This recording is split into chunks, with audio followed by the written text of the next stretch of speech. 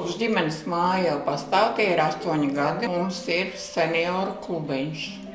Un senioru klubiņā mums šobrīd jau ir vismaz 60 seniori. Un aktivitātes mums ir ļoti plašas un programma ļoti liela un ļoti vajadzīga, jo cilvēki patiešām nāk. Mums šodien pat bija par kustībām aktivitāte, un mēs visi bijām ļoti interesēti un sapratām, ka vajag kustēties un cik tas ir svarīgi. Kad mēs senioriem jautājām, ko viņi vēlas, viņi raksta anketas, tad viņi mums var pasaka, kas ir īpaši viņiem vajadzīgs.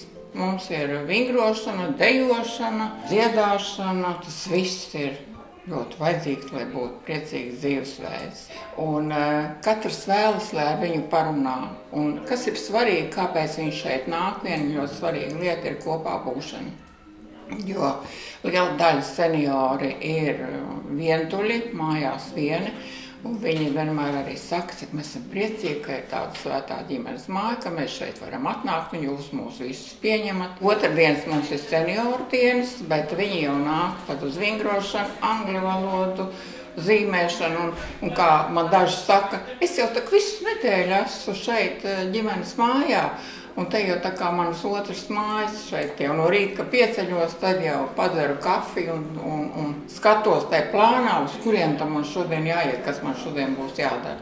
Tiem cilvēkiem, kuriem ir vēlme nākt šeit uz senioru klubiņu, vecums nav ierobežots, tautība nav ierobežota, un īstenībā var nākt katrs, kaut vai viņš nāk ar spieķiem pie mums, un viņiem ir tā interese šeit būt. Pievienošanās ļoti vienkārši var pazvanīt, ko jūs redzēsiet titros. Telefonu numuru var atnākt šeit un pieteikt. Neviens nav ierobežos. Mēs mīlestībā visus gaidam un lūdzu nākiet, kuriem ir vēlme būt šeit kopā.